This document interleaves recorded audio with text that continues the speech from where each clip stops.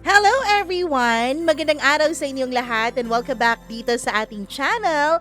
Andito na naman ang inyong one and only Mama Mia at maghahatid na naman ako ng panibagong kwento sa araw na ito. And I know na excited ka na, pero bago ang lahat, nais ko munang magpaabot ng aking taus-pusong pasasalamat sa mga nag-subscribe na sa atin, sa mga hindi nagsiskip ng ads, sa mga nag-click na ng notification bell, sa mga silent listeners, silent viewers, maraming salamat. At sa lahat din ng mga nagko-comment sa atin, thank you so much dahil you take a portion of your time para mag-comment sa atin kahit na medyo alam kong nakakaabala kung minsan. Hi kay Hilda Masagana, Maria Elena Abe, User Rose or Mel Rose, maraming salamat. Virgie Lopez, Margie Flores, Jenaline Dambaan, Daisy Duque, maraming salamat. Reynaldo De Vera, World Mysteries, Twinkle Sevilla, Liana, maraming thank you sa'yo. Hello rin kay Jennifer Lingasa, maraming salamat. MLG Quizon, thank you so much sa'yo. Mary Yvonne, Gimaras Girl, syempre, ang nagbabalik, diba? Merly Labong, maraming thank you. Christy Carpentero, Gloria, maraming salamat sa iyo, Madam Gloria. Hi din kay YouTube user 2978, kay Judith McGovern, maraming salamat. Margaret 414, hello rin sa ating suki na si Jose Arlan Labriaga Basmayor, maraming salamat. Lino Mangulabnan, maraming thank you sa'yo. Hello rin. Kaya Merchie Bukalig Vlog or Merchie Vlog Bukalig, maraming salamat all the way from London, UK. At sa lahat po ng ating mga tagapakinig at tagakomento na rin, maraming thank you. Hindi na natin patatagalin ito. Andito na ang first part ng ating kwento. Dito lamang sa paborito mong programa, ang Dear Mama Mia.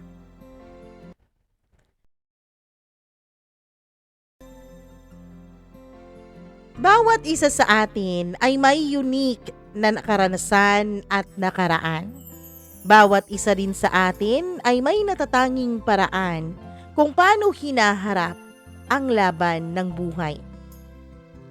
Dear Mama Mia, hello po sa inyong lahat. Maraming salamat kung isa man po ang sulat ko na ito sa mapipili ninyong i-ere sa inyong programa.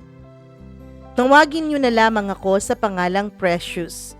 Recently ay nandito na po ako sa Canada, Mama Mia. Student pathway po ang ginawa kong paraan para makarating dito. Mama Mia, sa totoo lang, hindi ko po masyadong sinishare sa iba itong aking kwento. Pero may napag-sharean na po ako nito na isa ring content, pero hindi naman dito sa YouTube. Kaya lang nung marinig po kitang nagbabasa ng mga kwento, ay naisip kong i-share din sa inyo ang aking nakaraan.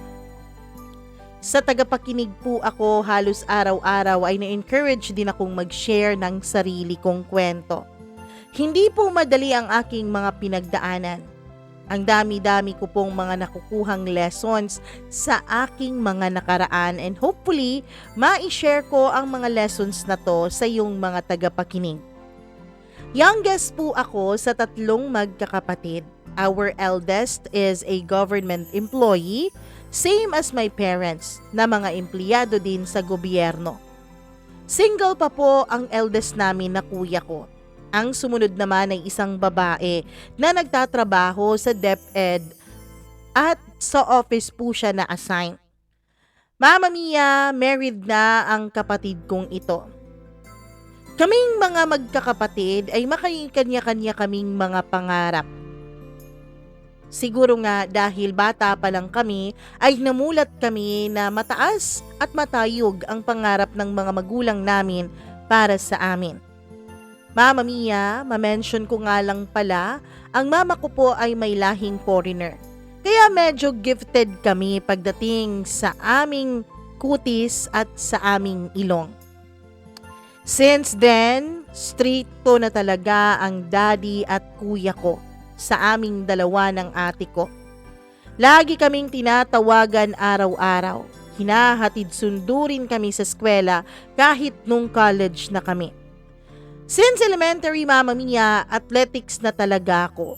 Magaling at gusto ko po talaga na maging atleta. Yun ang laging rason kung bakit ako nakakaalis ng bahay. Kaya naman nagugustuhan ko rin ang pag-aatleta. Kasi kapag yun ang pinagpapaalam ko sa mga magulang ko, ay pumapayag po sila. Boyish din ako kung manamit. Hanggang high school, boyish din ang pormahan ko.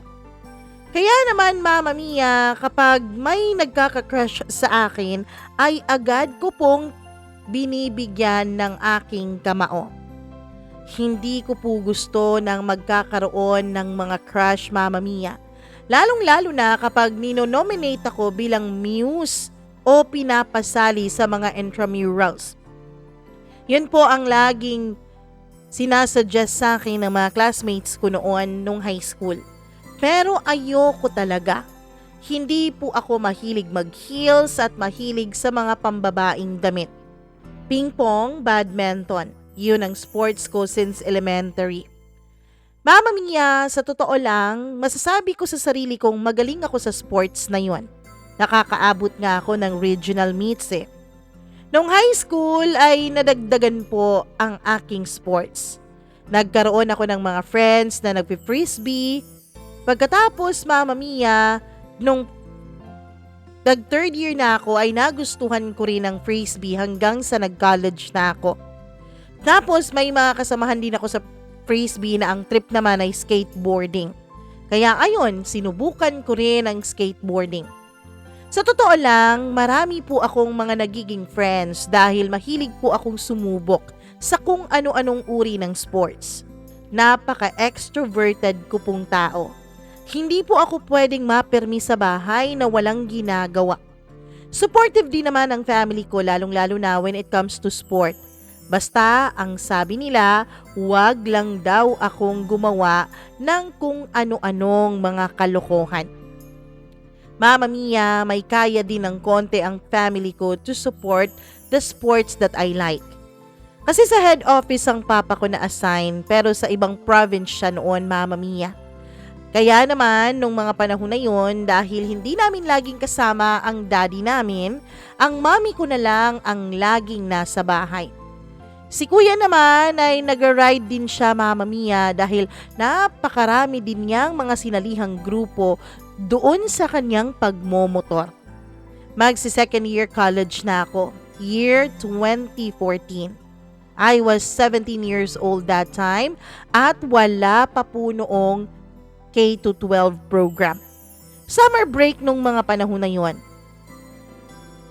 Mama Mia, syempre dahil summer break, sports pa rin ang aking kinalolokohan. Frisbee at skateboard kasi nga walang pasok. Bago lang ako noon at katatapos ko lang mag-skateboard kasama ang mga kagrupo ko.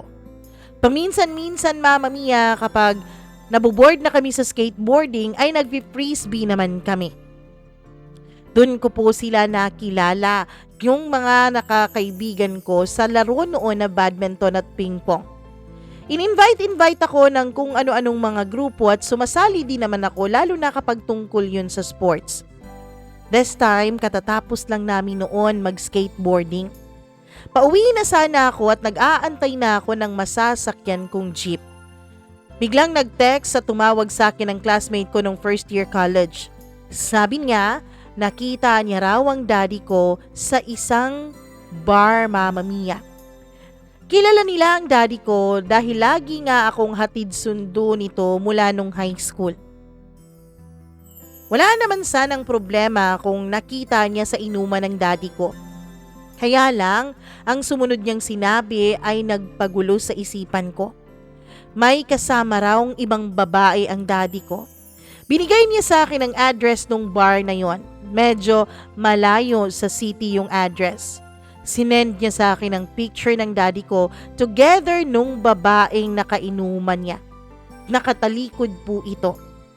Mama Mia, kahit nakatalikod ay nasaktan ako sa picture na yon. Kasi kilalang kilala ko ang daddy ko eh. Masti pagbalik-balik ta rin pa man ang kanyang posisyon ay makikilala ko siya. Mama Mia, yun po ang first ever heartbreak ko.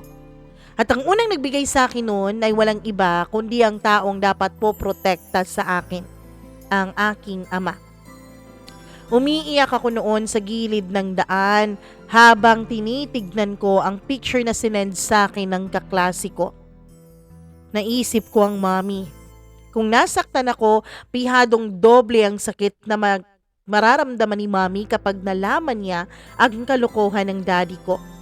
Hindi ko alam kung anong gagawin ko noon. Gusto kong puntahan ng daddy pero wala po akong pera. Sigurado po ako noon na ang perang nasa bulsa ko ay hindi po sapat para sa taxi back and forth dahil malayo po talaga ang city dun sa amin. Sigurado ako na kapag pumunta ako dun sa bar na yon ay hindi na ako makakabalik sa perang meron ako. Hindi rin ako nagdala noon ng pitaka ko. Ang totoo niyan ay konting pera lang talaga ang dinadala ko kapag meron kaming laro o kapag meron kaming bonding ng aking mga kagrupo sa sports. Pero Mama Mia, kahit kulang ang pera ko, pinuntahan ko pa rin ang daddy ko. Pinuntahan ko pa rin ang address na sinabi sa akin ng kaklase ko. Mahala na. Susolusyonan ko na lang kung paano ako makakabalik sa amin. Ang importante ay makita ng dalawang mata ko na totoo ang sinasabi ng kaklase ko. Gusto kong mahuli at makita sa akto si daddy. Yun bang mga mata ko talaga ang magiging saksi harap-harapan ng kaniyang ginagawa. Mama Mia, yung kaklase ko dati ay may nilakad din. Sabi niya, hindi raw siya magtatagal dun sa bar at napadaan lang daw talaga sila. Kasama daw niya ang kaniyang mga pinsan. Para akong baliw nung mga panahon na yun nung dumating na ako sa address na sinabi nung kaklase ko. Kinakabahan ako. Bit ko pa noon ang skateboard ko. Naka-slim fit black t-shirt ako tapos naka-cargo short na above the knee. Naka-Vans ako na shorts and naka-Nike po ako ng white socks. Mama Mia, sinisilip-silip ko po ang loob ng bar na para akong isang tanga. Hanggang sa nakita ko na nga ang daddy ko. Nandun nga, may kasama nga siyang babae. Siguro ang babaeng yun ay nasa kanyang late 20s o early 30s. Grabe ang sakit ang naramdaman ko nung mga panahon na yon. Hinawakan ko ang dibdib ko habang iyak ako ng iyak. Nakumpirma ko nga sa kanilang kaswitan ng daddy ko na there's something going on between the two of them. Agad akong tumakbo papunta sa parking area kung saan ay maraming sasakyan.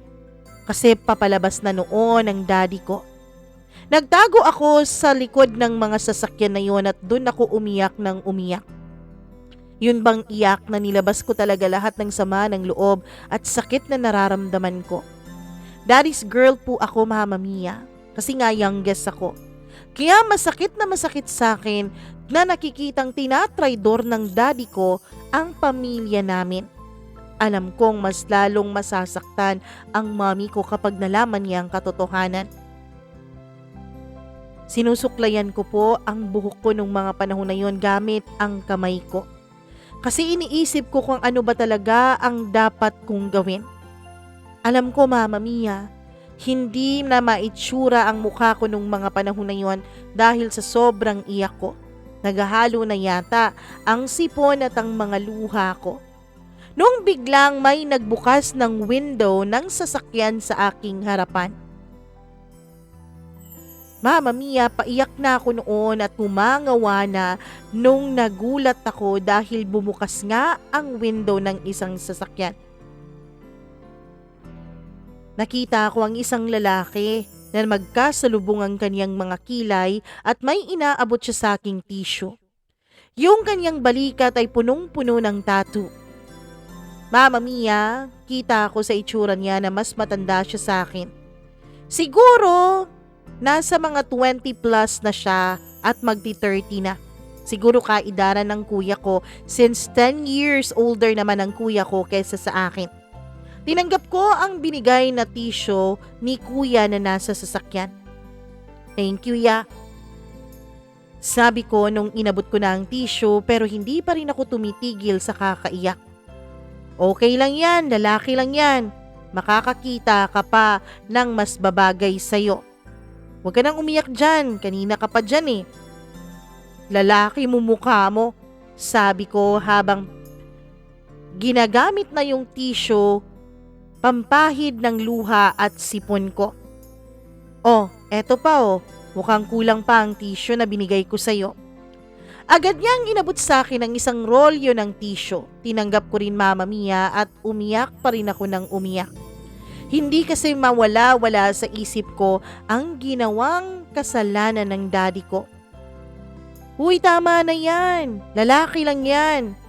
Huwag mo namang sayangin ang mga luha mo para sa mga lalaking ganyan. Sabi ulit ni kuya. Mama Mia, nung tinignan ko ang kanyang mukha, pakiramdam ko ay parang tatawa na siya anumang oras.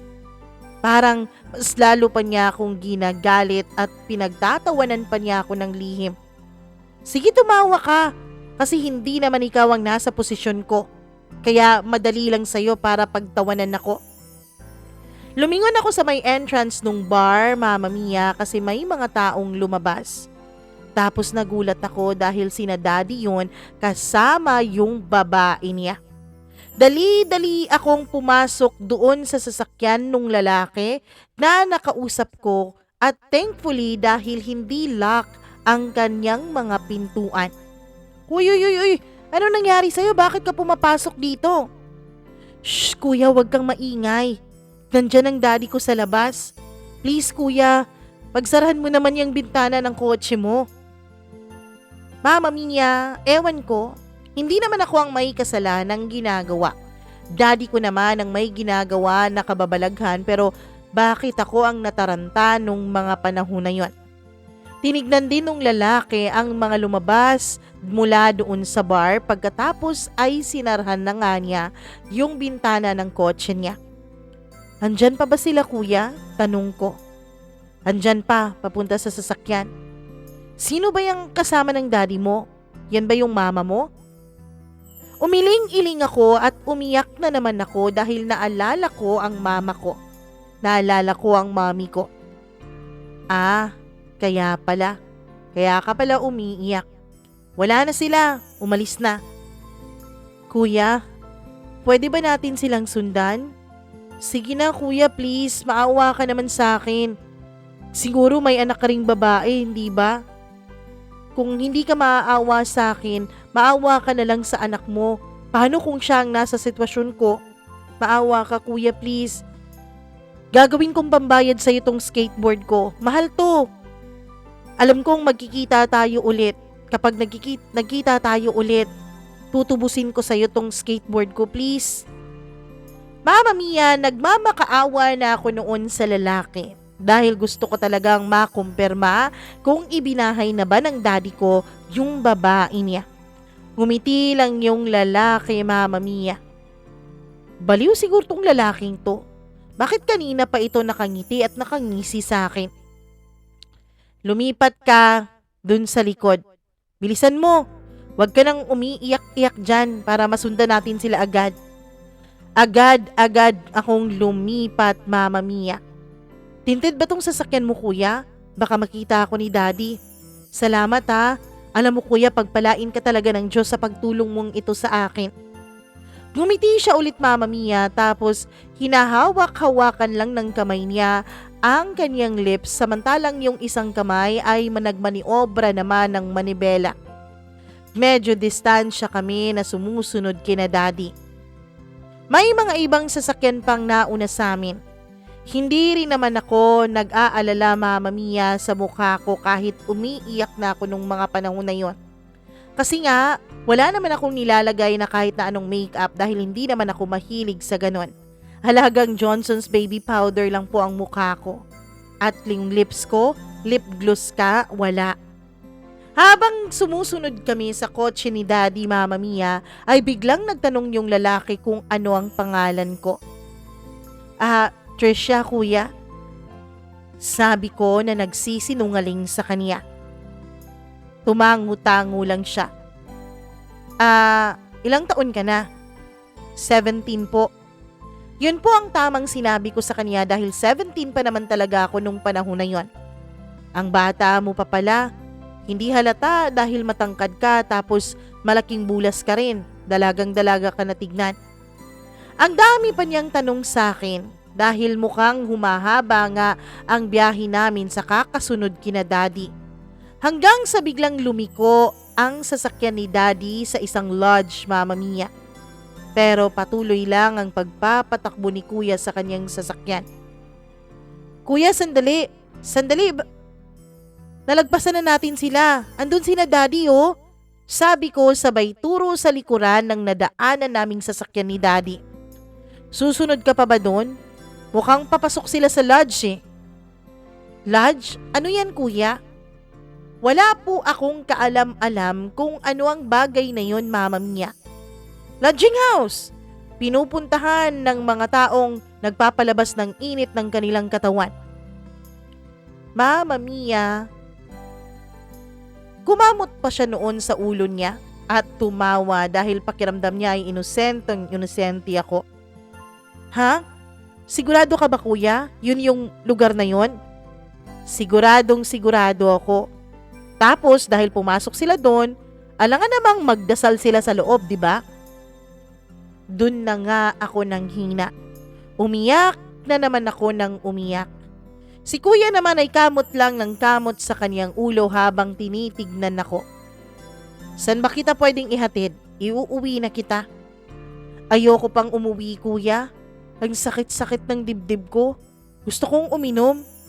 Pwede bang dagdagan ko ang utang ko sa'yo? Gusto kong uminom eh. Sabi ko habang umiiyak. Mahal tong skateboard ko, Kuya. Huwag kang mag-alala, tutubusin ko to sa'yo, promise. Mama Mia, batang-bata pa lang ako nung mga panahon na yun, pero mahilig na akong mangutang. Dahil to sa kalokohan ng ama ko. Agad namang kumamot ulit si Kuya sa kanyang ulo. Pagkatapos ay ipinaandar niya ang kanyang sasakyan at dinala na nga niya ako sa inumanan. Baba ka na. Diba sabi mo gusto mong uminom? Agad-agad akong bumaba. Mama Mia, first time ko pong pumasok sa ganung klasing lugar.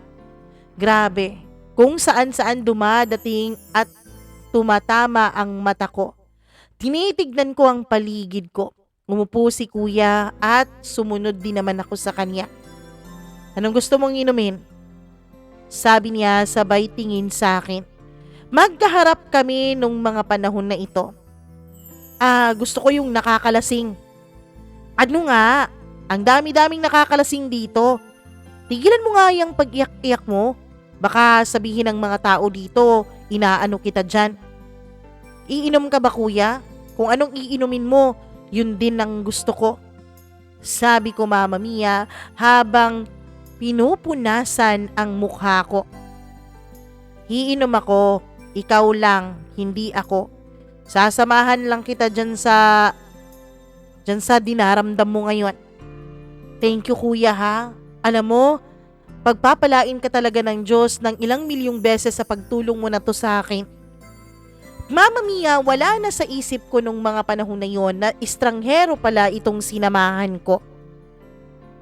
Huwag mo nga ang laging binabanggit yung Diyos dito kasi nasa inuman tayo. Hindi gusto ng Diyos tong ginagawa natin. Ikaw, umiinom ka ba? First time ko po ngayon, Kuya. Ayun, first time pa talaga. Ano gusto mo, beer o hard? Kahit ano, basta gusto kong malasing. Alam mo, ang tapang-tapang mo. Magbi-beer na lang ako. Ikaw? Beer din. Kasi yun ang sayo eh. Mama Mia, habang naaalala ko ang tagpong yon ay natatawa na lang talaga ako. Dinalan kami ng waiter ng isang bucket ng stallion beer. Mama Mia, tinitignan at inuobserbahan ko lang si Kuya. Kung paano niya buksan yung beer niya, kung ano yung mga the moves niya, kung paano uminom, ay ginagaya ko. Kapag lumagok na siya ng laman ng kanyang bote ay yun din ang ginagawa ko. Mamma mia, napakapait pala ng lasa ng beer. Parang nagsisisi ako nung mga panahon na yon.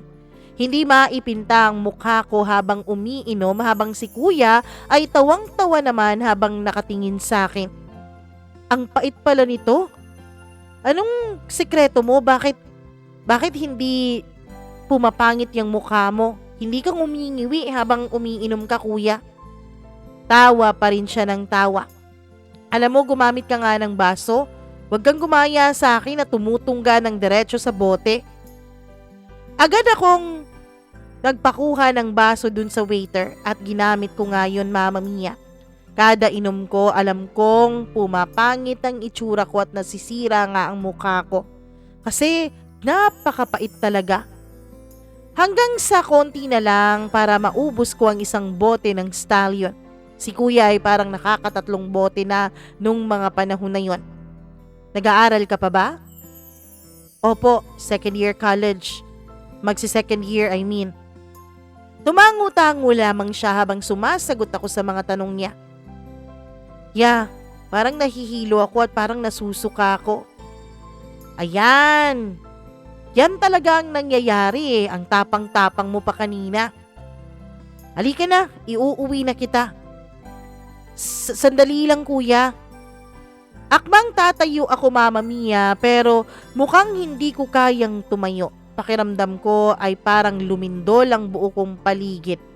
Si kuya naman ay dumiretsyong tumayo at inalalayan niya ako. Pakiramdam ko nung mga panahon na yun ay umiikot ang paligid ko, Mamma Mia. Sumasakit na ang ulo ko. Agad akong kumapit sa lieg ni kuya dahil inaalalayan niya ako na maglakad. Binuksan niya ang pintuan ng kanyang sasakyan sa harap para isakay niya ako. Ako nung mga panahon na yon ay nakakapit pa rin sa leeg niya.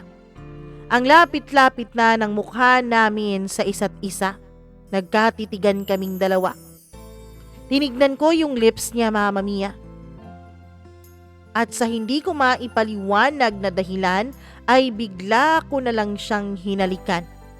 Kissable lips kasi talaga si kuya. Red lips eh. Pero wala po akong kaalam-alam kung paano humalik. Idinikit ko lang ang labi ko sa kanya at hindi ko iginagalaw.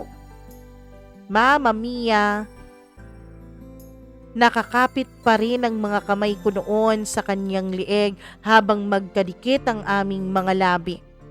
Si kuya din naman ay hindi gumagalaw na para bang nagulat siya sa ginawa ko sa kanya nung mga panahon na yon.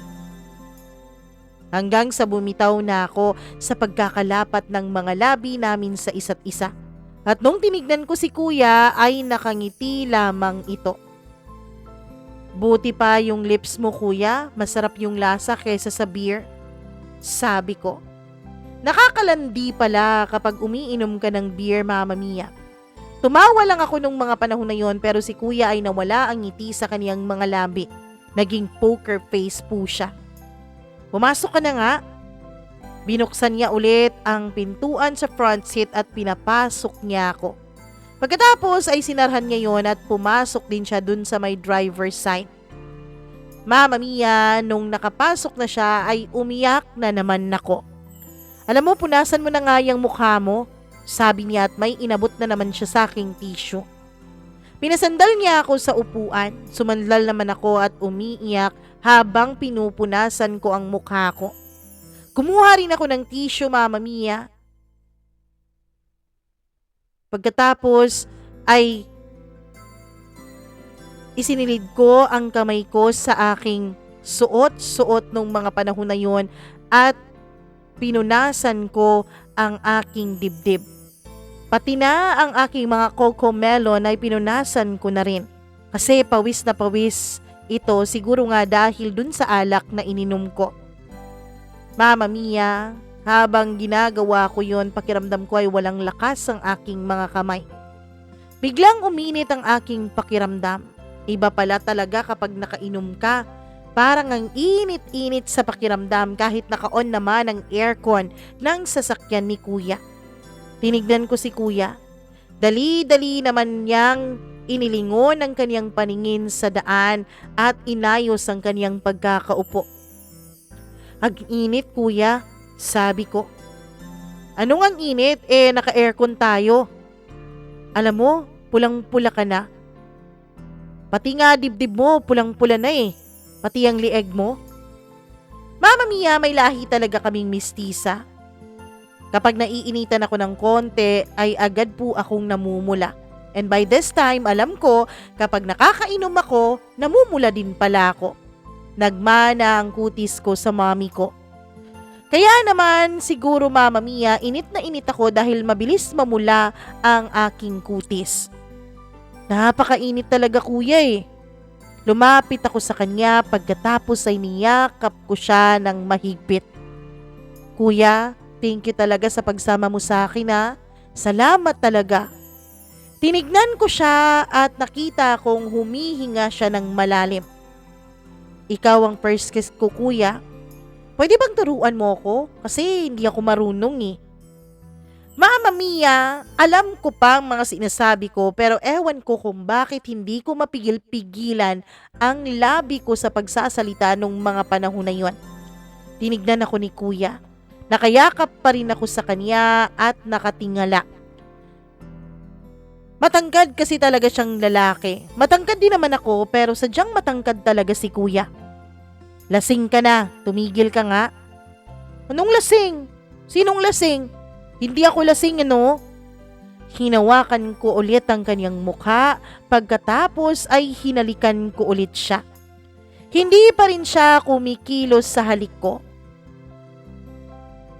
Mama Mia, bigla naman nung iginalaw ko ang labi ko ay gumalaw ang lips ni kuya. Hanggang sa siya na nga ang nagmaniobra at sinusundan ko lamang kung ano ang ginagawa niya sa labi ko. Ginagaya ko kung paano niya ako hinahalikan. Sinipsip niya ang lower lip ko kaya yun din ang ginawa ko sa kanya. Salitan kami sa pagsipsip ng lips sa isa't isa. Yung mga kamay ni kuya ay nasa aking likuran. Lumalim ng lumalim ang halikan naming dalawa. Sinasabayan ko siya sa halik na binibigay niya sa akin. Hanggang sa nararamdaman ko na parang sinasakop na nga niya ang buong labi ko. Pati nga pisngi ko ay nasasakop na ng kanyang labi. Hanggang sa naramdaman ko na ang kanyang halik ay pababa ng pababa. Papunta sa aking lieg at nakaramdam na ako ng kiliti nung mga panahon na yon. Papikit-pikit na ako sa kiliting aking naramdaman. Hindi ko po ipagkakaila na humihiyaw na po ang damdamin ko sa sobrang init ng pakiramdam ko at umuungol na rin ang mga labi ko sa kanyang ginagawa. Tapos yung mga kamay ni kuya ay dumating na sa mga cocomelon ko, Mama Mia. Pinasage-massage ng kanyang mga kamay ang aking cocomelon. Gifted po ako pagdating sa bagay na yon. Nasa labas pa naman ng damit ko ang kanyang mga kamay. Pero pakiramdam ko ay init na init ang kanyang kamay na nakalapat sa aking dibdib kahit na may mga damit pang namagitan sa mga balat namin sa isa't isa. Parang init na ang katawan ko at nakokuryente na ako ng ilang libong boltahe sa aking katawan. Pikit na pikit pa rin ang mga mata ko habang ninanamnam ang ginagawa ni kuya sa aking katawan. Umuungol lang ako habang ninanamnam ang kaniyang mga kamay at mga halik. Ang bigat-bigat na noon ng mga mata ko. Gusto ko nang matulog, Mama Mia, pero nakikiliti ako sa ginagawa niya. Hanggang sa pinasok na nga ni kuya ang kaniyang kamay sa loob ng aking damit. At yun na nga, skin to skin na niyang pinaglalaruan ng dibdib ko. Hindi ko na maintindihan noon ang nararamdaman ko. Parang gusto kong sumigaw, gusto kong ibaling sa kung saan-saan ang ulo ko dahil sa tindi ng sensasyon na pinaparamdam sa akin ni kuya. Si kuya, Mama Mia, ay nakikita kong nakatingin lang sa mukha ko kapag binubuksan ko ng konti ang mga mata ko.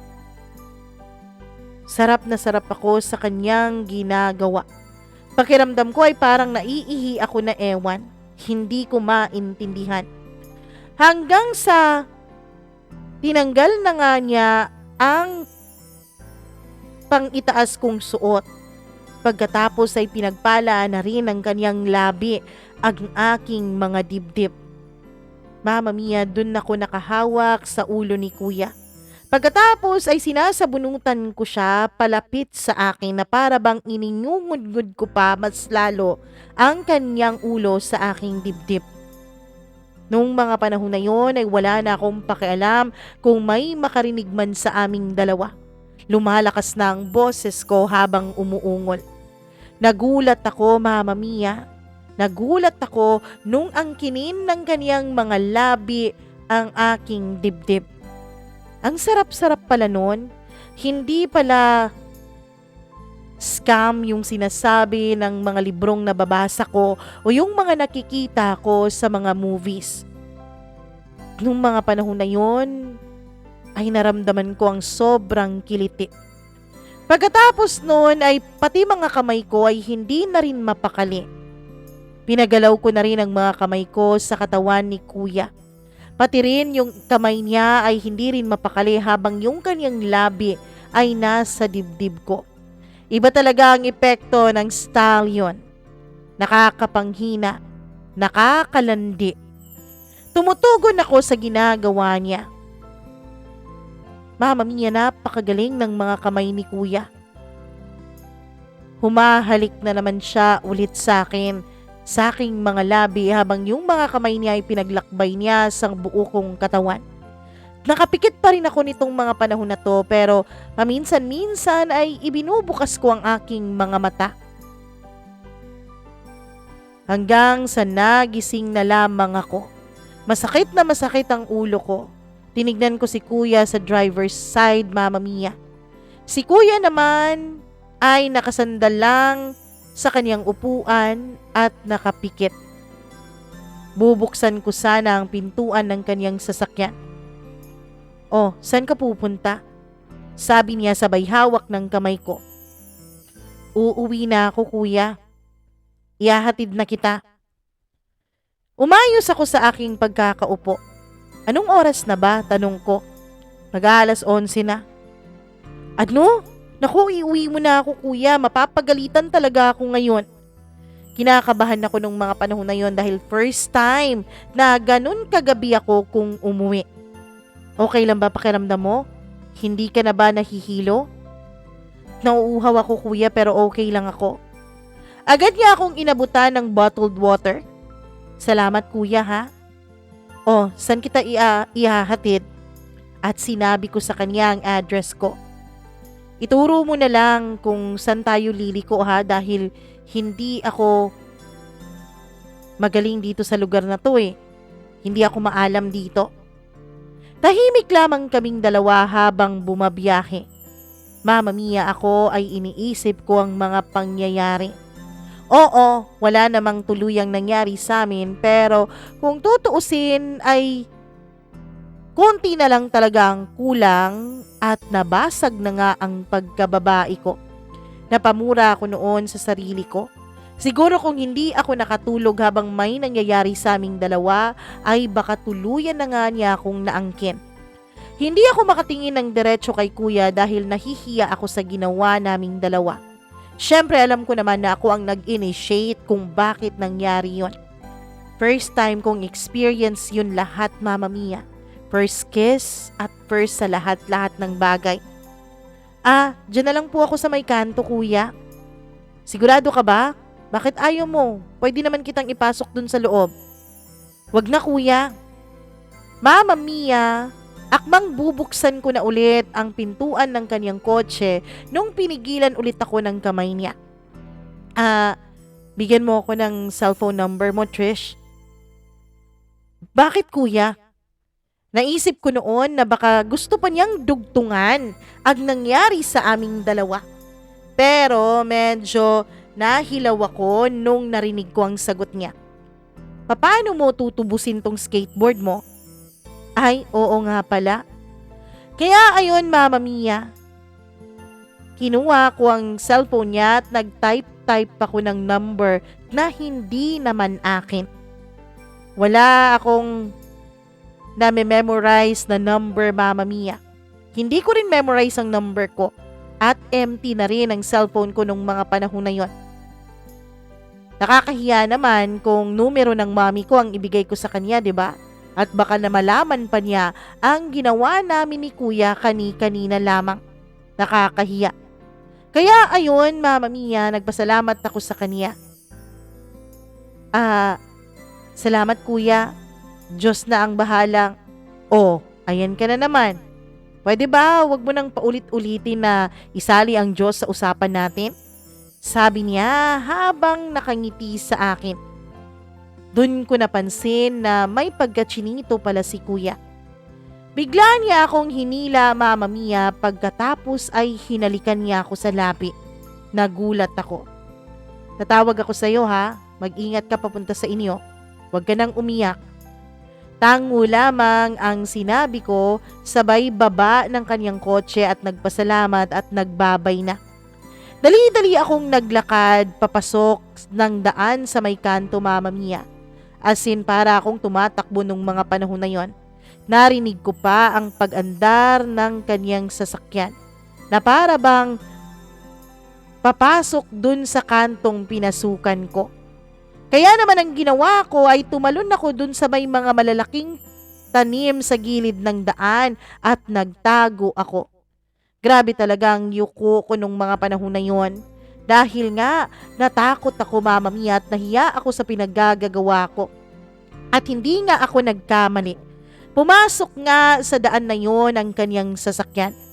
Buti na lang talaga at gabing-gabi na noon at mayabong din ang mga pananim na pinagtaguan ko. Kaya hindi niya ako nakita. Hanggang sa lumagpas na nga sa akin ang sasakyan niya.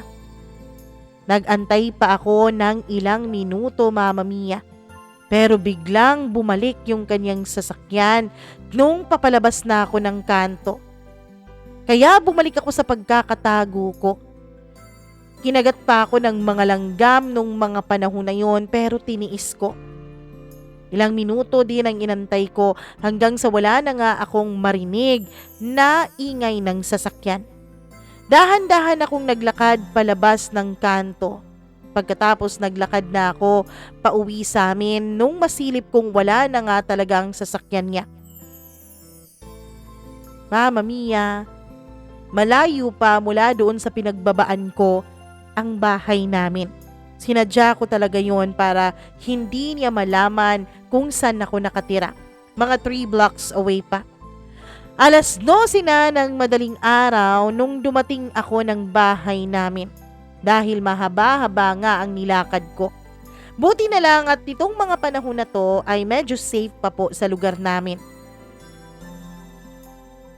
Hindi ko alam kung paano buksan ang gate nung mga panahon na yon dahil nakalock na yon. Pinipilit kong ipasok ang kamay ko para pagbuksan ang lock ng gate. Unti-unti kong tinanggal yung lock. Kinakabahan ako dahil first time ko na ganito kagabi na makauwi ng bahay. Sinara ko ang gate, Mama Mia. Buti na lang at hindi pala tuluyang na-lock yung gate at nakasarado lamang.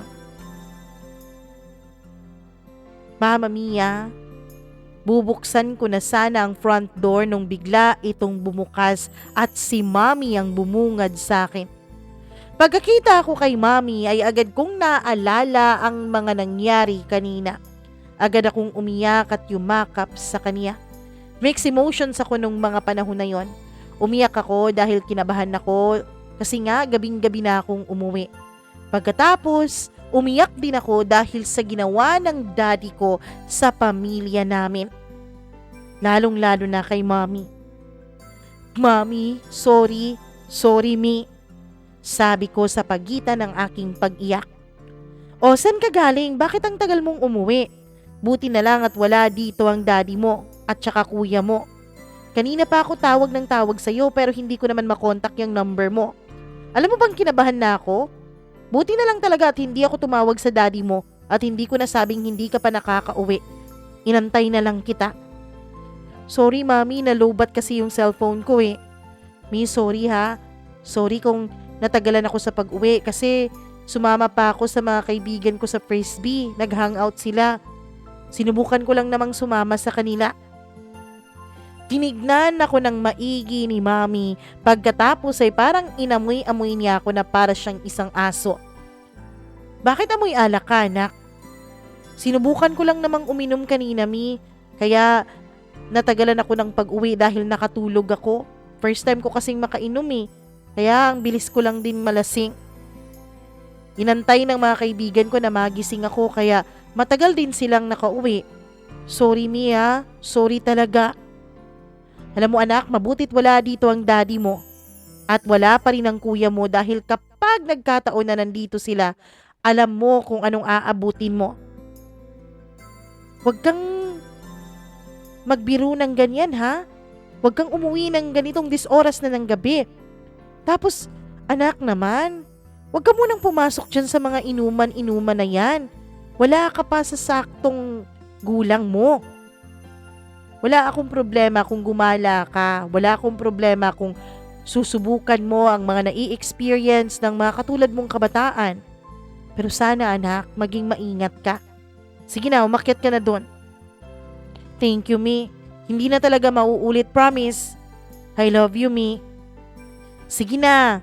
At ako naman talaga'y napupuyat sa kakaantay sa'yo. I love you too. Huwag kang mag-alala, hindi ito makakarating kay daddy at kuya mo. Thank you, Mi ha. Good night. Pag-akyat ko ng kwarto ay agad akong naligo dahil sobrang init at lagkit ng pakiramdam ko. Na-imagine ko si kuya kanina sa aking unang tikim. Chinek ko, Mama Mia,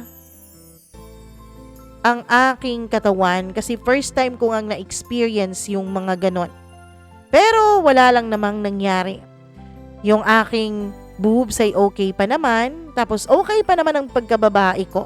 Hindi naman ito tuluyang napasok ng bisita kanina.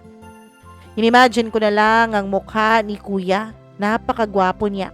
Chinito, moreno, nasa siguro 5'11 or 6 feet ang kanyang height. Tapos naka-butterfly pa ang kanyang buhok. Yung mga mata niya, napakalalim at napaka-expressive. Napakahaba din ang kanyang mga pilik mata. Tapos yung kanyang isang balikat ay naka-full sleeve tattoo. Napakaganda din ng kanyang tayo na para bang isa siyang professional basketball player. Napapikit ako nung maalala ko ang nangyari sa amin. It was all my first time. And it was a very good first experience na pinaranas ni kuya sa akin. Mama Mia, hindi ko na nakita pa ang taong yon hanggang sa lumipas ang 2 taon. Mas mabuti na't hindi ko siya nakita at hindi ko siya nakaharap ulit dahil nakakahiya naman talaga ang ginawa namin ng taong yon. Alam kong may utang pa ako sa kanya. Tapos ginamit-gamit ko pa ang Diyos para hindi ko mabayaran yung utang ko. Graduating na ako, 4th year nung mga panahon na yon. Napakalaki na rin ng pagbabago sa buhay ko.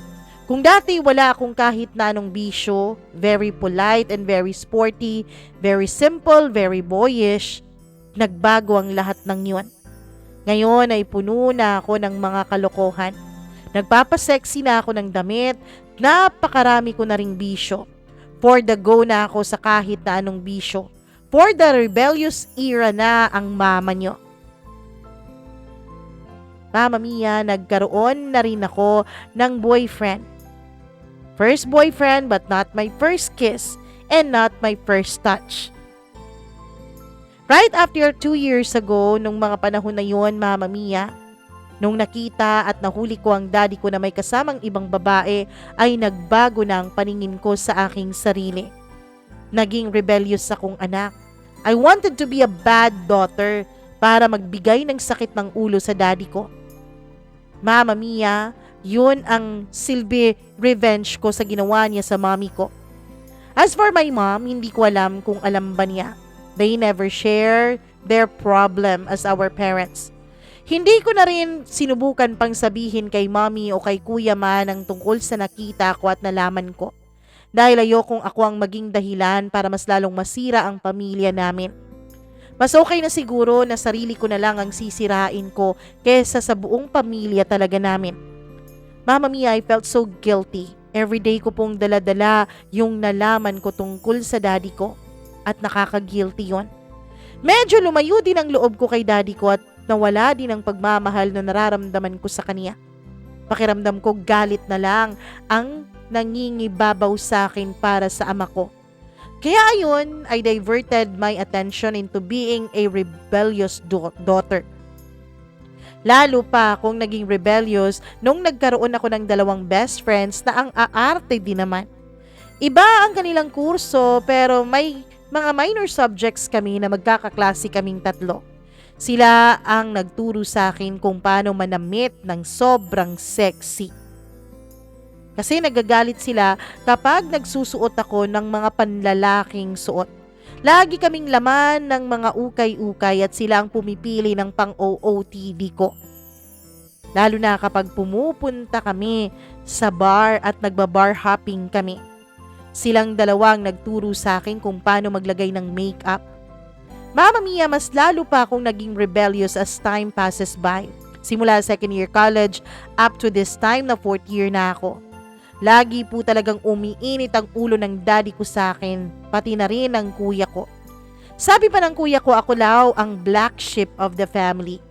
Mahilig akong uminom dahil may malapit na bar sa aming eskwelahan. At kapag free time namin ay dun talaga kami tumatambay. At lagi din namang may mga lalaking nagpapapansin sa amin kasi maganda din naman kami, lalong-lalo na yung 2 kong mga best friends. Mga gifted din sila pagdating sa katawan. Mama Mia, ang totoo niyan ay mas gifted nga sila sa kanilang hinaharap kaysa sa akin. Kaya ayun, marami po ang nagkakagusto sa amin, marami ang nagpapapansin. Kapag nasa loob kami ng isang bar ay hindi talaga lumilipas ang gabi na walang nagbibigay sa amin ng mga free drinks mula sa ibang table. Mama Mia, natuto po akong magpalibre sa kung kani-kaninong lalaki. Kapag alam naming may mga lalaking nagkakagusto sa amin ay talagang inuubos namin ang dala nilang pera. Kaya banker ang moves na yon. Pero hanggang dun lang naman kami. Hindi naman kami yung mga parang bayaran na sumasama talaga sa mga lalaking yon. Parang modus lang namin yon kasi alam naman namin na ganun silang lalaki kaya pinagbibigyan ng matuto. Kapag naman napansin naming ubos na ang pera nila, ay magkukunwari na kaming magsi-CR pero ang totoo ay tumatakbo na kami palabas. Pagkatapos ay tumatawa kami na tinatakasan yung mga lalaking yon. Mama Mia, yung 2 kong mga kaibigan ay naninigarilyo po pero ako ang worst sa aming 3. As in, talagang yung pinakamatapang na sigarilyo ang ginagamit ko. Trinay ko lahat ng bisyo. Kasi nga, aside sa curious talaga ako, ay gusto ko talagang subukan kung ano ba talaga ang buhay outside the line. Ano ba ang buhay outside the cage na pinaglagyan sa akin ng daddy ko. Umaalis ako tuwing weekdays, lalo na kapag weekends at wala si daddy. Kasi nga sa ibang probinsya siya na-assign sa kanyang trabaho kaya once a week o twice a week lang at max o twice a month nga lang at max siya nakakauwi. Si kuya naman ay inabot na rin ng pagod sa kakasermon sa akin. Sabi niya 19 years old na raw naman ako at alam ko na ang magiging epekto nito sa buhay ko. Pero kay mommy, talagang nagpapaalam ako sa kanya kapag umaalis ako lalo na kapag natatagalan ng uwi ko. Kapag naman saktong nandyan si daddy, syempre, tumatakas ako tuwing gabi para tumagay sa bar. Nasubukan ko na pong umakyat sa bintana para lang makalabas ng bahay, Mama Mia. Nasubukan ko ring umakyat sa bakod tuwing umuuwi ako ng madaling araw na. Pero ang totoo, enjoy pala ang ganong uri ng buhay. Enjoy para, Mama Mia. Hindi ko rin naman pinapabayaan ang pag-aaral ko. Kasi nung mga panahon na yon, kahit na medyo pariwara ako, alam ko pa rin naman ang aking mga priorities, Mama Mia. Weekend lang kung tumodo ako sa paggala. May naging boyfriend ako noon, first boyfriend ko. Lasinggera na ako since second year and third year college. Pero mataas po ang standards ko sa lalaki. Gusto ko gwapo, chinito, moreno, 6-footer, tapos may tattoo. Naset ko ng standard yung kuyang nakilala ko 2 years ago dahil crush na crush ko talaga siya at hindi ko makalimutan ang sarap na pinaranas niya sa akin. Kaya ang gusto ko ay katulad din niya ang magiging boyfriend ko. Summer before 4th year ay naging boyfriend ko po si Derek. Matangkad siya, moreno at chinito. Pero wala siyang tattoo. Ewan ko ba Mama Mia, parang nagkaroon ako ng thing sa mga lalaking naka full sleeve tattoo, gaya nga ni Kuya. Mama Mia, basketball player po ang naging boyfriend ko sa campus namin. At dahil dyan, sumasama-sama din sa akin ang iba kong mga kaibigan, Mama Mia, kapag meron ng mga laro ang boyfriend ko. Dahil doon ay nagkaroon din sila ng boyfriend na basketball player. Hanggang sa lumipat nga ng paaralan ng boyfriend ko, Mama Mia, at naging long distance kaming dalawa. Pero napakasiloso niya. Kaya ayon, dahil pikon ako, parang 5 months lang yata ay sobra na akong napagod sa kanya sa pagiging siloso niya.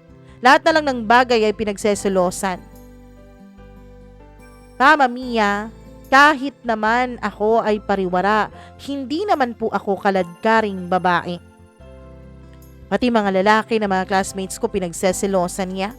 Basta may makausap akong ibang lalaki kahit officer namin at may tinatanong lang o may kailangan lang sa akin ay sineselosan niya.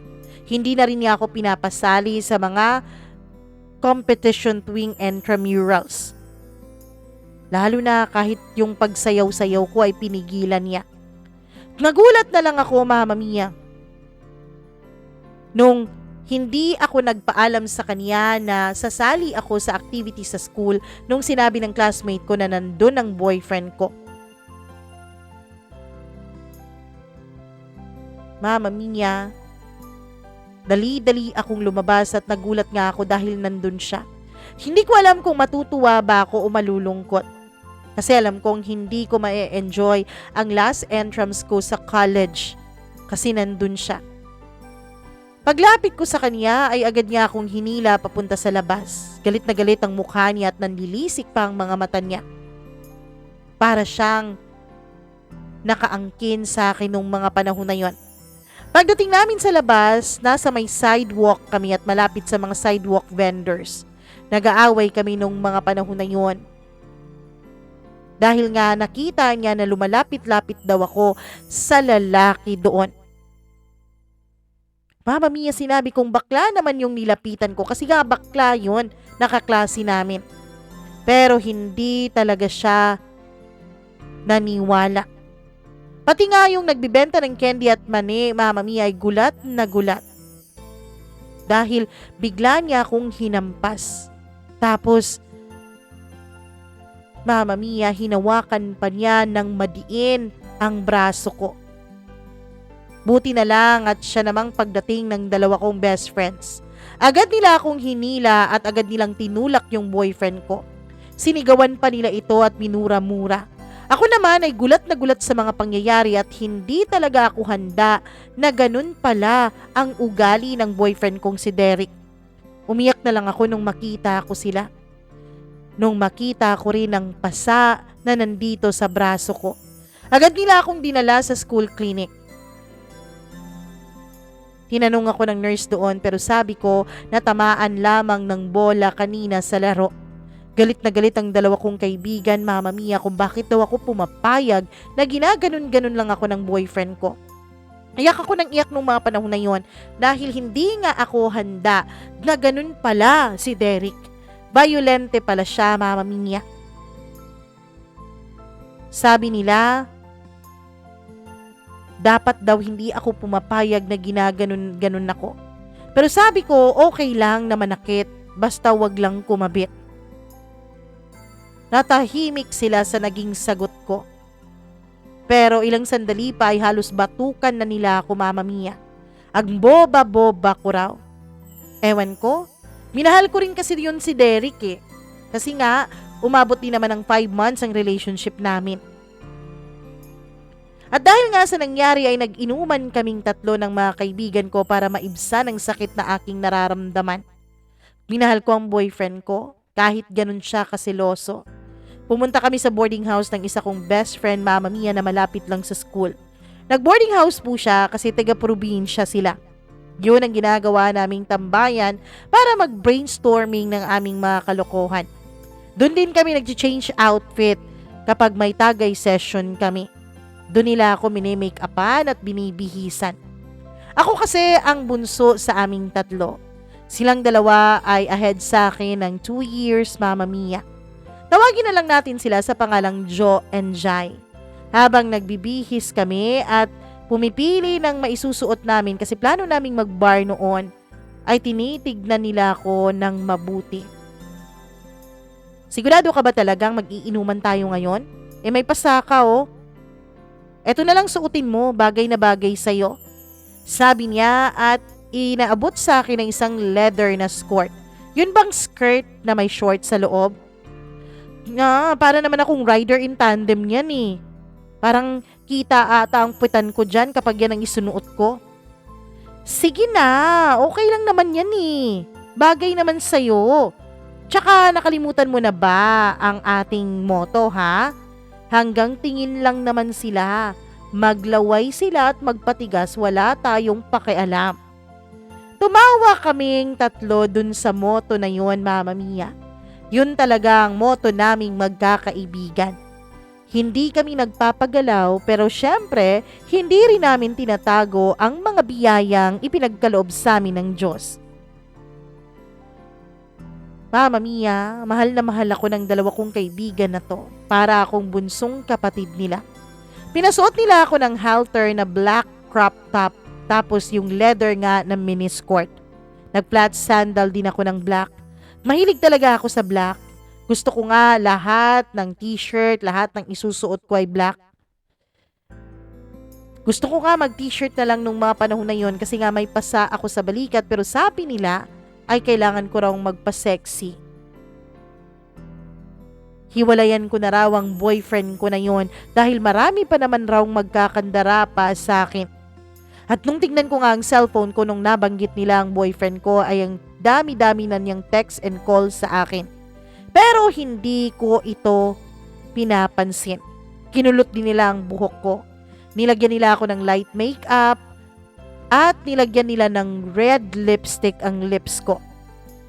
Pagdating namin sa bar, which is sikat na bar sa syudad namin, ay handa na ang VIP table ng banker namin na aming kasama. Tapos hindi namin sila gusto kasi may kasama siyang parang 40 plus years old na nung mga panahon na yon. Pero syempre dahil nga libre, ay pinagtiyagaan namin silang kausapin. Pero kapag tumutugtog naman ang aming mga jam, ay pumupunta kami sa dance floor para sumayaw. Sumasama din naman sila, Mama Mia. Kapag kita namin na ang dami-dami na nilang nagagastos at parang mas lumalalim na ang kanilang gustong mangyari, ay nagwa 1, 2, 3 na agad kaming tatlo at tumatakbo na palabas. Ako ang unang lumalabas, kunwari ay tumatawag sa akin ng mommy ko. Ilang sandali pa ay lalabas din yung isa, kunwari magsi-CR, at yung isa kunwari ay i-check kami. Pero hindi na kami babalik pa sa loob. Alam mo, ihing-ihi na ako eh. Dapat sana tinutuo ko na yung sinabi ko kanina na magsi-CR ako, sabi ni Jai. Umihi ka na lang dyan, tatakpan ka namin. Wala namang ibang taong dumadaan dito. Alam niyo, napapahamak talaga tong pantog ko dahil sa kalokohan natin na to. Mama Mia! Dahil nga ihing-ihi na ito si Jai, ay akmang ibinababa na niya ang kanyang suot nung may biglang nag-beep na sasakyan. Nung tinignan namin ay biglang umilaw ang headlight. Agad kaming napatalon sa sobrang pagkagulat. Si Jai ay hindi natuloy ang pagla-live show niya na pagwiwi doon. Pagkatapos ay biglang bumukas yung window ng sasakyan. Buti na lang at hindi pa ako nakapaghubad. Baliw. Tawang-tawa si Jai na sabi niya. Pagkatapos yung lalaki sa loob, Mama Mia, ay tumatawa at ngumingiti rin. Pero ang gwapo-gwapo niya. Meron po siyang bigote pero malinis naman ang pagkakalagay ng bigote na yon. Chinito siya at parang bad boy look at pina-butterfly pa ang kanyang buhok. Sir? Sir Sandro? Sabi ni Jo. Ngumiti lang yung lalaki. Hindi ko kakilala yung lalaki pero pamilyar na pamilyar ang kaniyang itsura lalo na kapag nakangisi siya. Jo, alam nyo, kanina pa ako nagmamasid sa inyong tatlo. Nakakaaliw kayong pagtignan, lalo pa nung nag-beep na ako. Tapos akmang wiwiwi na yung kasamahan nyo. Tumitig ako kay Sandro, Mama Mia, kasi pamilyar na pamilyar siya sa akin, lalong-lalo na ang boses niya.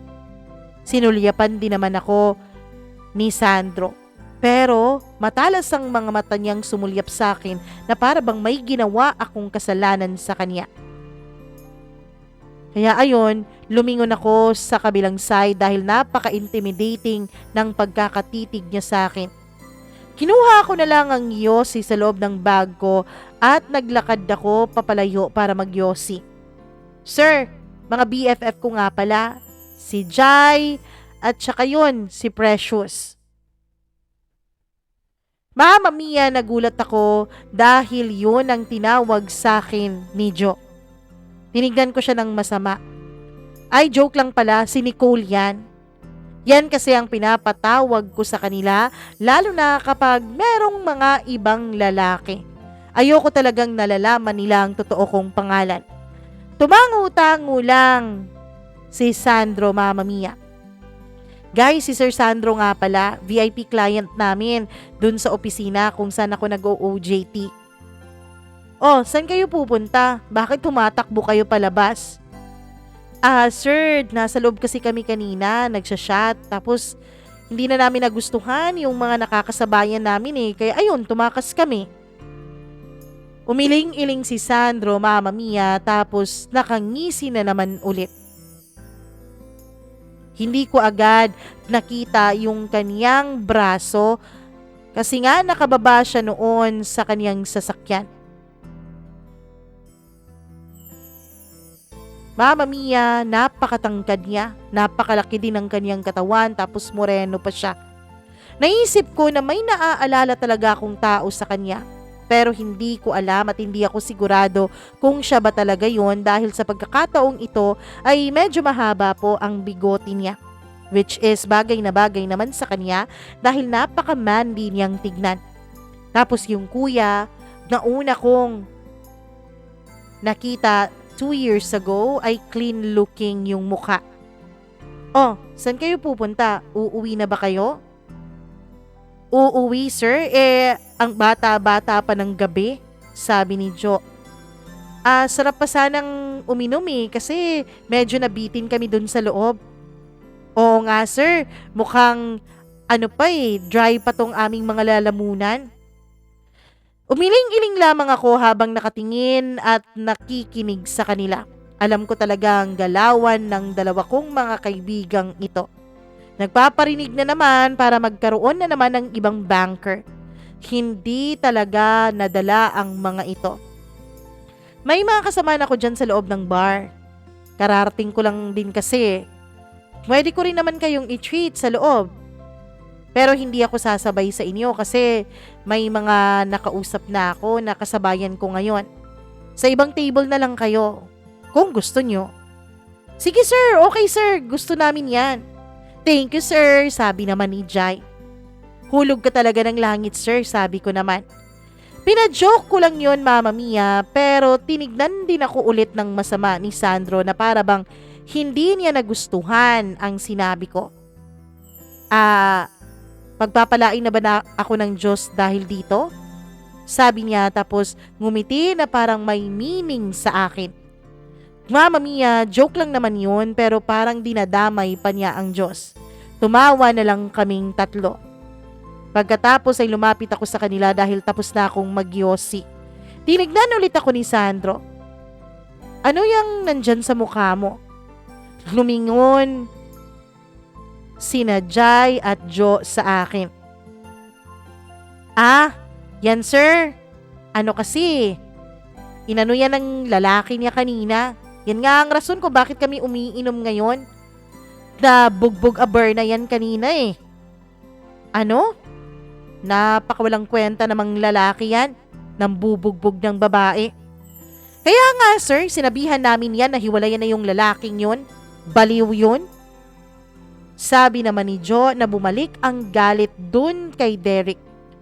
Tumitig si Sandro sa akin, Mama Mia, na para bang may galit na hindi ko maintindihan sa kaniyang mga mata.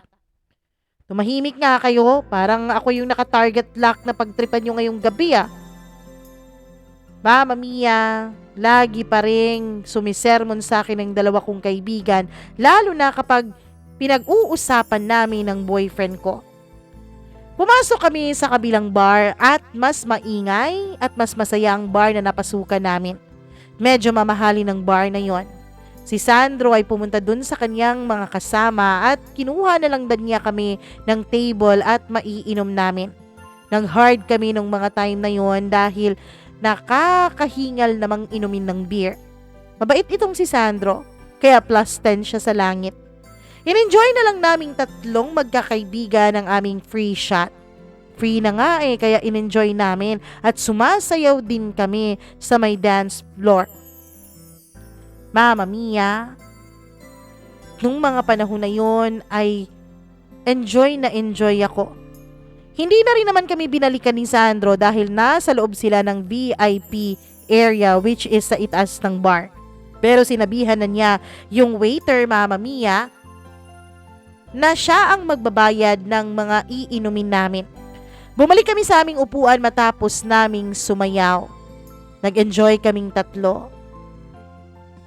May palandi-landi pa kaming sayaw na kaming tatlo lang ang nagkakasayawan.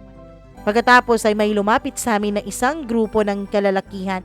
Actually, yung isa ay lumapit talaga sa akin. Paglingon ko ay kasamahan ko pala yun sa frisbee dati. Ilang buwan na rin akong hindi nakikipaglaro sa kanila, Mama Mia. Kaya naman masayang-masaya ako nung nakita ko sila dahil namimiss ko na rin sila. Todo beso at yakap ako sa kanila dahil barkada ko na sila at komportable na rin naman ako sa kanila. May isa doon na sumubok manligaw sa akin pero nabasted ko kasi hindi ko naman siya gusto pero ayos pa rin kami bilang magkaibigan. Cute naman siya, maputi, matangkad, pero hindi po ganun talaga ang type ko. Ang type ko ay yung mga bad-looking guy. Ewan ko ba? Siguro nga dahil nasa rebellious stage ako, kaya yun ang mga tipo kong lalaki. Inaya ako nung kaibigan ko na yon na sumayaw kasama ang iba pa naming mga kasamahan, kaya agad din naman akong nagpaunlak ng sayaw. Lumatawa-tawa kami habang nagsasayawan. Ilang saglit pa ay naramdaman kong may humawak sa bewang ko. Mama Mia, nung tignan ko ang balikat na yon ay nagulat ako dahil ang dami nitong tattoo. Nung tumingala ako at sinubukan ko siyang itulak ay nagulat ako dahil si Sandro pala yun at bumulong siya sa akin. Tara na, iuuwi na kita dahil lasing ka na.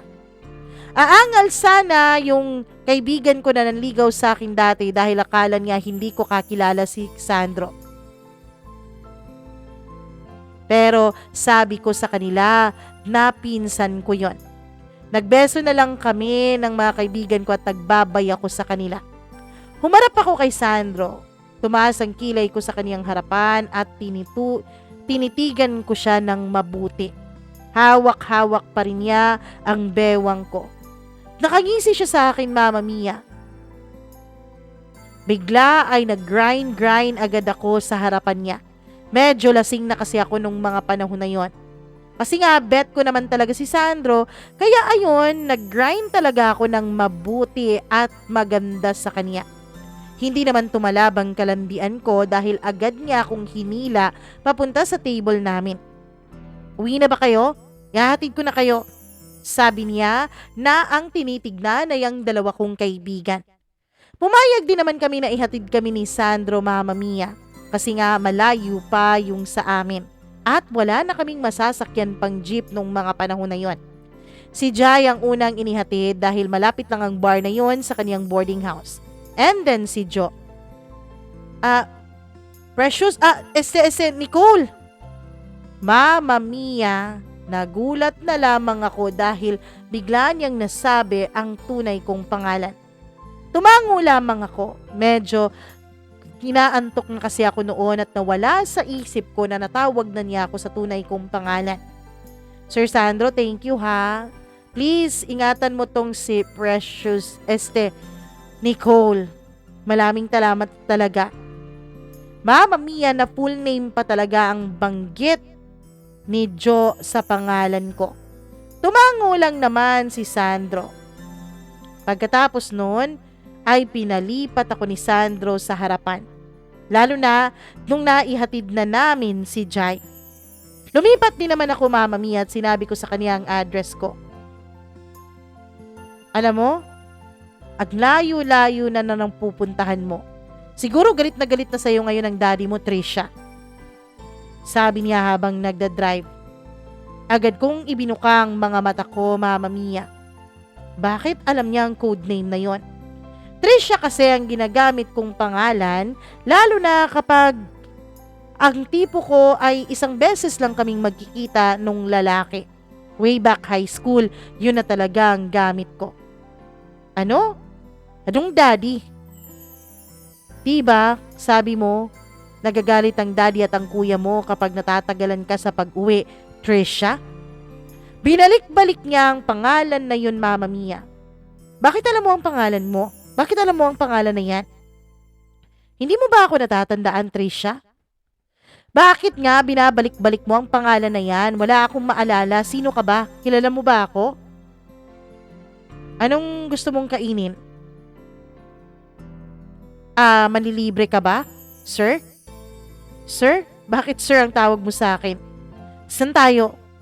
7-Eleven na lang po, sir. Pagdating namin sa 7-Eleven ay lumabas ako sa sasakyan pero hinawakan ako ni Sandro sa kamay. Magkahawak kamay kaming pumasok sa 7-Eleven. Kumuha ako ng Snickers chocolate at Magnum ice cream tapos donuts. Binigay ko kay Sandro at pinangiti-ngiti pa talaga ako. Ngumiti din naman si Sandro. Titig na titig ako sa kanyang muka dahil napaka maliwanag naman sa 7-Eleven habang nagbabayad siya. Sa bar kasi ay medyo madilim kaya hindi ko agad nakita ng mas mabuti ang kanyang mukha. Pamilyar na pamilyar talaga ang mukha niya, lalong-lalo na ang malalalim niyang mga mata at ang mahahaba niyang pilik mata. Pagkatapos ay lumabas na kami sa store at bumalik na sa sasakyan. Pero hindi pa niya pinatakbo ang sasakyan, pinaandar lamang niya para may aircon kami sa loob. Umiinom ng tubig noon si Sandro. Sir, nagkakilala na ba tayo dati o kilala mo na ba ako? Hindi mo ba talaga ako natatandaan? Tanong niya. Siguro kinalimutan mo na talaga ako eh. Ano? Magkakilala tayo? Kailan, sir? I think as what you've said 2 years ago, I was your first kiss. Mama Mia, nabulunan ako noon sa kinakain kong donut at napamura ako sa sarili ko. Siya yun? Agad niyang inabot sa akin ng tubig at uminom din naman ako, Mama Mia. Tapos yung tubig na yon ay siya pang ininuman niya kanina so magkahalo na ang laway naming dalawa. Gumiti lamang siya. So natatandaan mo na ako, Trisha? Nahiya ako nung mga panahon na yon. Naalala kong may utang pa ako sa taong to dahil hindi ko tinubos yung skateboard ko. Siya pala yun. Akala ko talaga pareho lang sila ng aura. Sir, magkano nga ulit yung utang ko sa'yo? Hindi na talaga kita nakita ulit eh. Ayan tuloy, hindi kita nabayaran. Mahirap.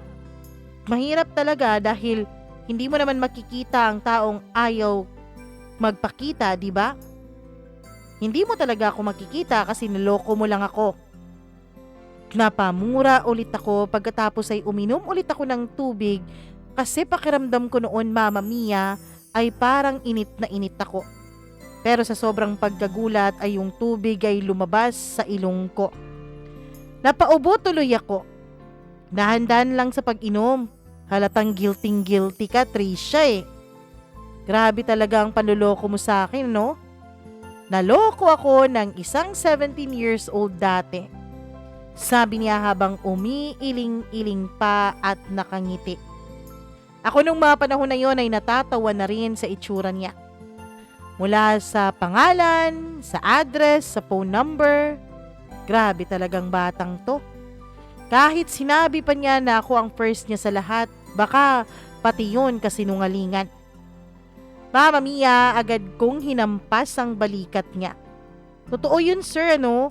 Grabe ka naman. Ikaw naman talaga ang first dahil wala naman talaga akong kaalam-alam tungkol sa mga bagay na ganun dati. So ngayon, may alam ka na. Ganyan ka ba talaga kagalit sa daddy mo? At parang napariwara ka ng husto? Alam mo, ang layo-layo mo na mula noon kaysa sa ngayon. Hindi ako sumagot at nagpatuloy na lamang ako sa pagkain ko dahil ayoko na ng topic na ganon. Mama Mia, si Sandro lang talaga ang tanging taong nakakaalam aside sa akin tungkol sa daddy ko. Kahit ang dalawa kong best friend ay hindi nila alam ang tungkol sa ginawang panloloko ng daddy ko sa mommy ko. Hinawakan niya ang mukha ko. Pagkatapos ay pinatingalaan niya yun para magkatitigan kaming dalawa. Alam mo, yung mukha mo, yung balikat mo, yung braso mo. Tignan mo oh. Ang daming pasa. Anong nangyari sa'yo? Tsaka yung lips mo, anong ginawa mo dyan? Nababaliw ka na ba ngayon? Mama Mia, nakita ko na parang may concern sa kanyang mga mata.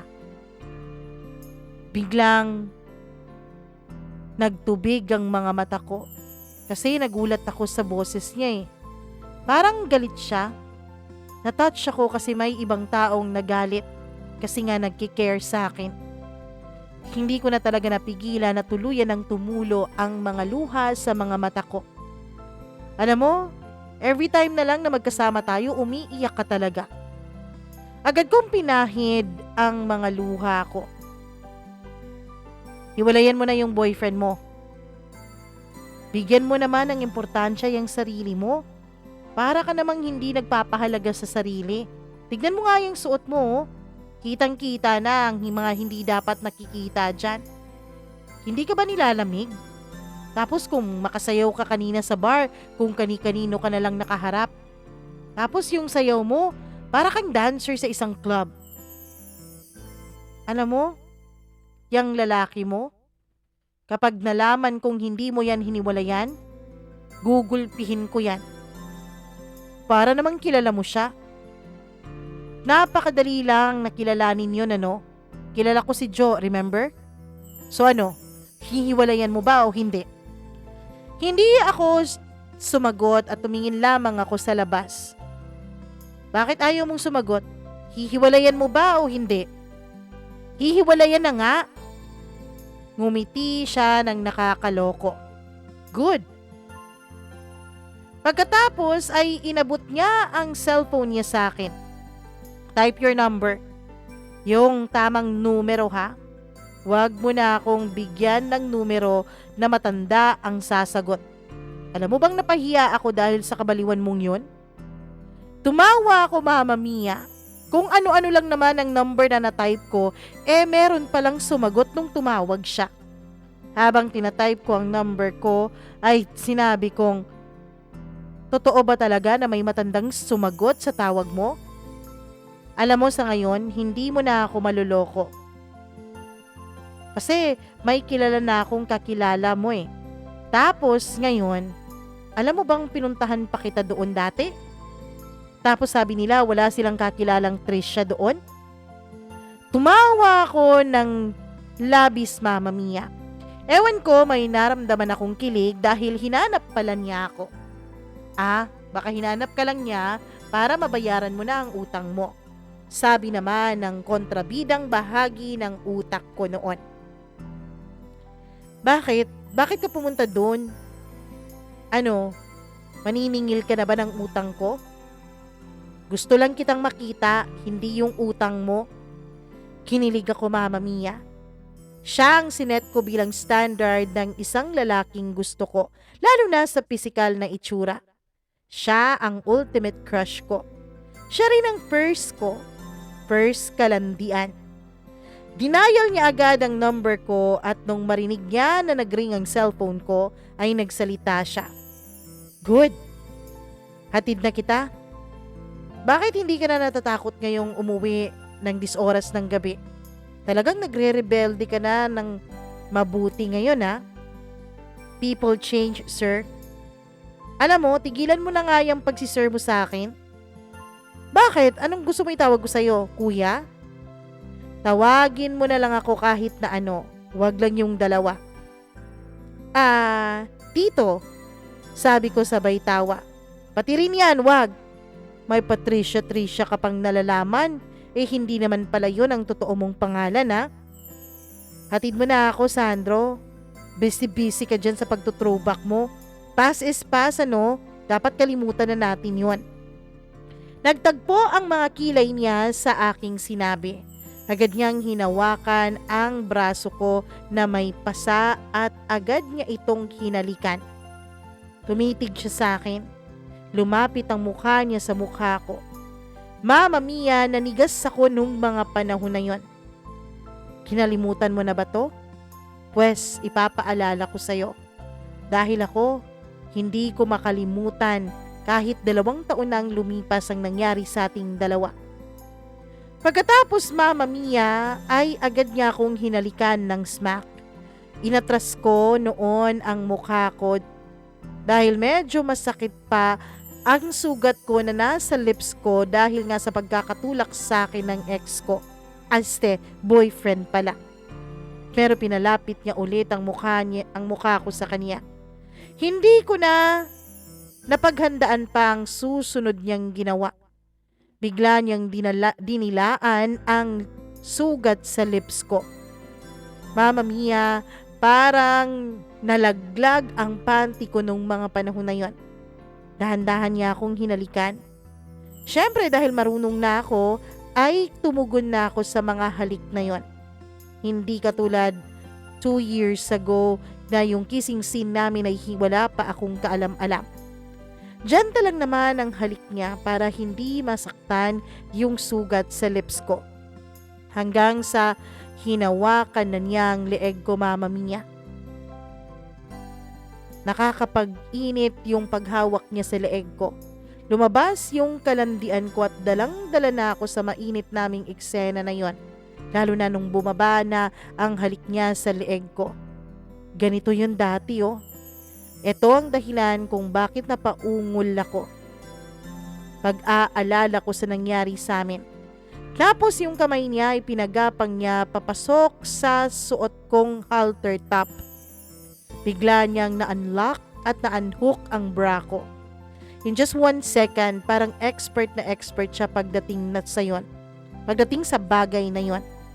Tapos Mama Mia, naramdaman ko na lang ang kamay niya na nakahawak na sa mga coco melon ko. Bumalik ang halik niya sa labi ko. Hindi ko na napaghandaan ang sensasyon na dinalan niya sa akin. Bumaba yung lips niya pababa hanggang sa dibdib ko. Mama Mia, medyo na-bother ako ng very very light dahil nasa labas pa kami ng 7-Eleven at maraming taong dumadaan doon. Kaya naman pinatigil ko siya, tinulak ko siya. Sandro, may mga taong dumadaan, baka makita tayo. Tinted to baby, no worries. Sabi niya at nagpatuloy sa kanyang ginagawa. This time ay minumukbang na niya ang dibdib ko habang yung isang kamay niya ay nandun na sa kabila kong dibdib. Hindi ko na talaga napigilan ng sarili ko at umuungol na ako tinatawag ang pangalan niya. Naaalala mo na ba, ha, baby? Alam mo bang, this time, sana hindi ka na makatulog habang ginagawa ko ito. Mama Mia, Hindi ko na napigilan ang kalandian ko nung mga panahon na yon.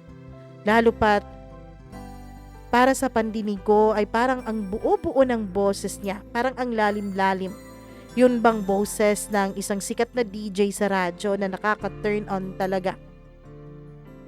Tinignan ko siya ng masama.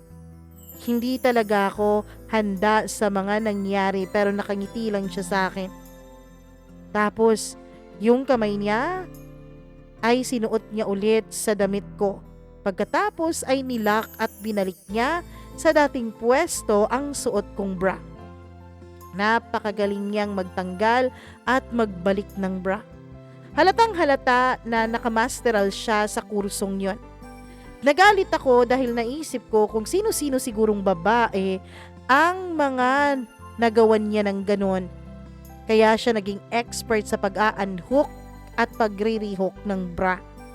Ang early bird naman ng pagkasilosa ng tita niyo. Alam mo, halatang halata na ilang babae na ang ginawan mo ng ganito. Alam mo talaga, Sandro, kaya ka expert ano? Nagalit ako lalo dahil ngumisi lamang siya ng nakakaloko. Bakit expert ba sa tingin mo? Ano pa ba? Wow, proud talaga ako sa ganyan ha. Mahirap na. Mama Mia, biglang tumunog ang cellphone ko. Tumatawag pala si Jai. San ka na? Bakit hindi ka nag-a-update? Andito pa kami sa 7-Eleven pero pauwi na rin kami.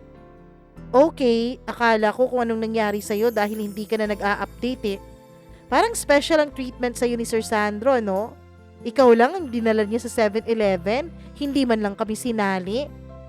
I-update mo ako ha kapag nakarating ka na sa bahay nyo. Alam mo, baka kung ano-ano na yung ginagawa nyo ni Sir Sandro dyan ha, ikaw talaga. Pero mas mabuti na yan si Sir Sandro kaysa dun sa boyfriend mong walang kwenta. Manahimik ka nga, matanda na to. Sabi ko at pinatay ko yung tawag. Sino yun? Si Jai, tinatanong kung nasan na ako. Ihatid mo na ako. Anong sabi mo? Matanda? Oo, bakit? Hindi ka pa ba matanda? Sabi ko sabay tawa. Matanda pero panay naman ang ungol at pikit-pikit mo kanina. Manahimik ka nga. Ilang taon ka na ba? Okay pa naman ako, 11 years lang ang age gap natin, dalawa baby. Nag-change topic ako noon dahil nahiya ako sa sinabi niyang papikit-pikit daw ako. Hinatid niya ako sa eksaktong address ko, Mama Mia, pero hindi ako nagpababa sa kanya sa insaktong bahay namin. Humirit siya ng kiss bago niya ako pinababa. Hinantay niya akong makapasok bago niya tuluyang pinaharurot ang kotse niya palayo. Pumasok ako sa kwarto kong nakangiti. Ewan ko ba, kilig na kilig ako sa nangyari at nakalimutan ko na ang pananakit na ginawa sa akin ng boyfriend ko.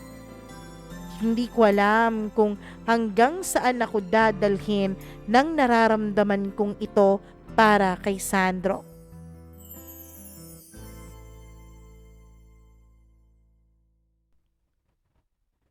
Grabe naman makalipas ang ilang taon ay magkikita pala sila ulit. Charot lang. Anyways, bukas, dudugtungan natin ang kwento ni Precious at ni Sandro. Nako naman, antayin niyo bukas ha. Huwag kayong mawawala. Pero sa ngayon, naway i-like at saka i-share nyo na rin ang inyong mga storya dito sa ating programa. Mag-email lamang po kayo, Mama Mia, cdo0317@gmail.com. At isa sa wag niyong kakalimutan na mag-subscribe dito sa ating channel at mag-click ng notification bell para lagi po kayong na-update sa tuwing meron tayong video na inilalabas. Maraming salamat sa inyong panonood at pakikinig kahit na wala ng video dito sa huling parte ng ating kwento kasi nga alam niyo naman, 'di ba? May mga batteries ako dito sa camera ko na nagloloko kaya tinitigil ko na talaga bago pa magloko at baka masayang yung recording ko. Kaya magtiis muna tayo na sa huling bahagi ay walang walang video. Maraming salamat sa inyong pakikinig at panonood. Ako po muli ang inyong Mama Mia. Hanggang sa muli at hanggang sa part 2 nitong ating kwento. Maraming salamat at magandang araw sa inyong lahat.